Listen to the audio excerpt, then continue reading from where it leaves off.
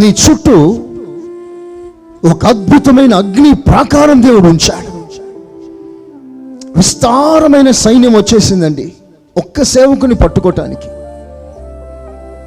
ఓ పట్టణం మీదకి యుద్ధం చేయటానికి రాలే, ఒక సేవకుని పట్టుకొని వెళ్ళిపోదామని వచ్చారు. ఎలీషా సేవకుడు ఒకడు సడన్లో తలెత్తి చూడగా శత్రు సేన దూసుకొని వస్తుంది ఎదుటి భాగంలోకి.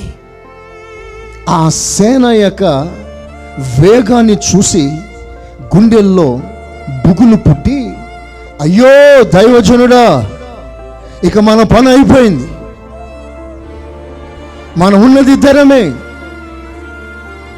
ఆ సైన్యం మహాసైన్యం, గుర్రములు రథములు కలిగిన మహాసైన్యం మళ్ళీ పట్టుకోవటానికి వస్తున్నారు. దైవజనుడా, మన పని అయిపోయింది అని ఓని ఏడ్చేస్తున్నాడు.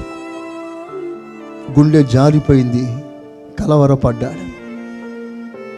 అప్పుడు దైవజనుడు ఆ సమయంలో, అవునా, అరే ఇప్పుడు మనం ఏం చేయాలి, ఇప్పుడు మనం ఎలా చేయాలి, ఈ సందర్భాన్ని ఎలా ఎదుర్కోవాలి, మనం ఉన్నది ఇద్దరమే, ఆ మహాసైన్యాన్ని ఓడించే బలం అందరు లేదే, ఇప్పుడు ఏం చేస్తే బాగుండు అని కలవరపడలే.